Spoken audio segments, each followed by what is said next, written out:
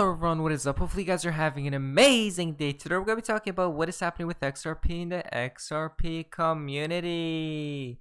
Now in CoinMarketCap, XRP is at 26 cents. We can see we are in the red today. If we go to XRP Crow's tweet, 2020 is the year of XRP. As well as Jane and Delton has tweeted out, enjoy. We can see this colorful chart right here. But now guys, before we jump into news, like I said, I'm not a financial advisor, nor is financial advice, just entertainment value only. Before coins is tweeted out, Brad Garlinghouse on CNN.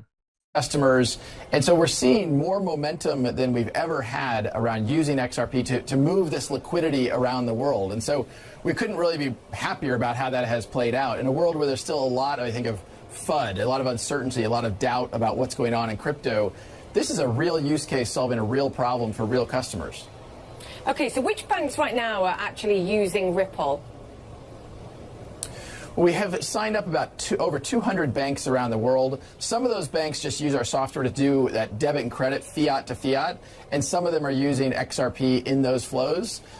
We have banks like Santander that we've been working with for years and are moving lots of volume through the Ripple's technology. And then, as I mentioned earlier, payment providers like MoneyGram or RIA or Asimov that are using XRP actually to move that liquidity and really reducing their cost and improving the product.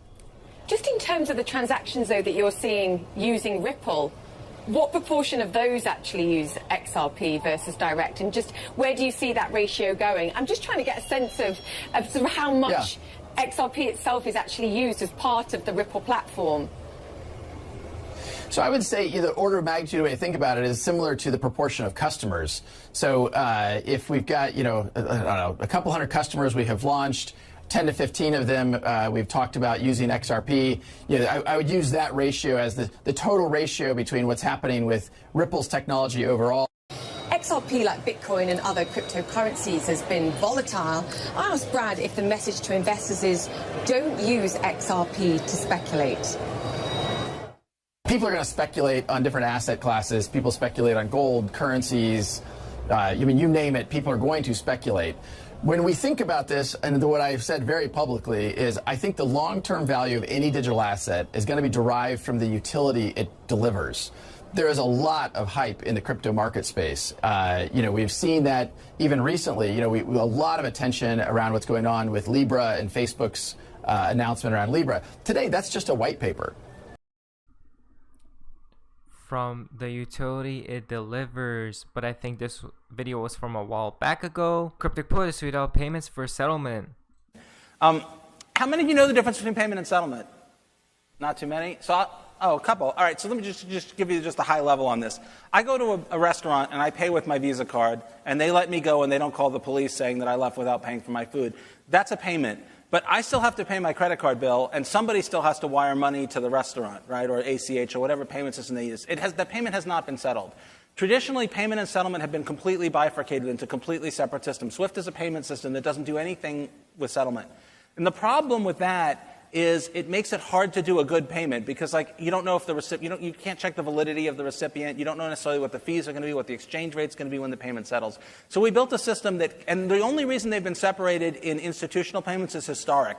These systems date back from the old days when people had giant wheels of magnetic tape, and the tape was on the bank's transaction computer during the day, and someone would physically carry it over to the settlement computer that talked to the other banks at night. And there was no way to settle during the day because the tape had to be on the computer that was handling the bank's transactions. It had to go to the settlement computer when it was done.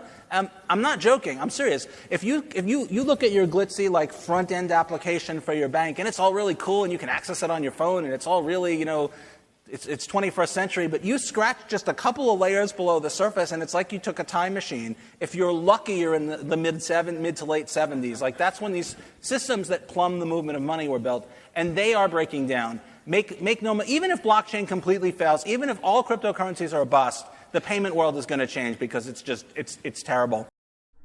There we go. The payment world is going to change because it's terrible. Next, it comes from Joker XRP. Digital currencies are a revolution. I spoke with Kenneth Rogoff this morning of Harvard University on an important group of 30 study of digital currencies. We're going to touch on that quickly here with Raghuram Rajan of Chicago, Group of 30 Working Group co-chair, former Indian governor, RBI governor of their central bank as well. Raghuram, wonderful to have you with us today. What is the distinction of your study? What does this drive forward about how technology is changing money? Well, this is the digital currencies are a revolution, right?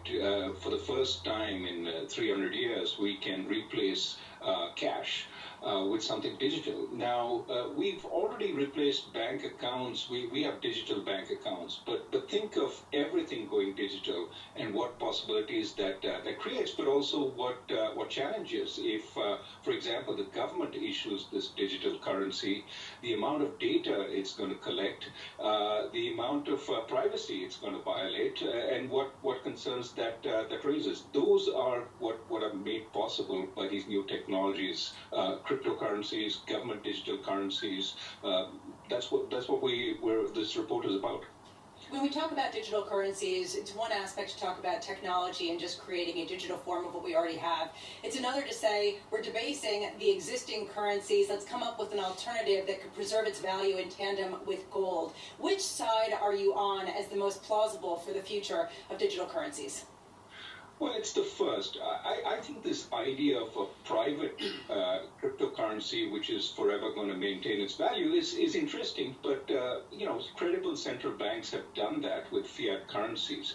So really, the issue is once we convert that the cash, the stuff that you have in your wallets, into something digital, what new possibilities arise, and what new challenges? How do we contain all the concerns that emerge from that?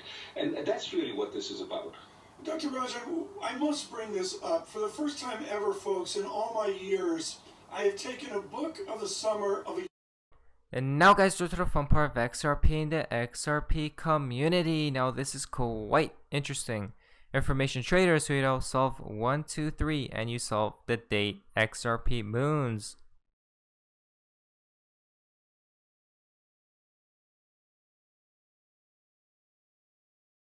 December 3rd, you're welcome.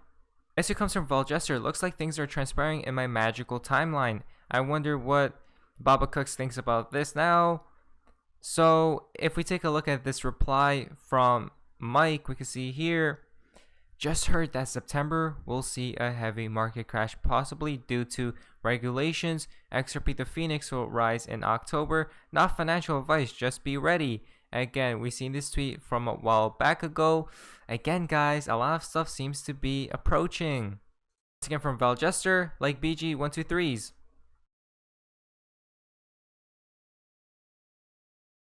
So we have seen this. If we go down the reply, we could see October and September, obviously. Meta tweet out, problem, reaction, solution. Global crisis, it's coming, it's here. XRP is the answer. Now you guys can read all of this. This process is repeated over and over all the time, moving society towards whatever endpoint they have in mind. Problem, reaction, solution. Erica tweet out, XRP in the near future. XRP. What will the price be? Captain XRP has tweeted out, Charlie Ward was talking about how all the banks went online and pinged back August 2nd. So I made a video on this, you guys can check out on my last video, but if we just skim through, we can see this.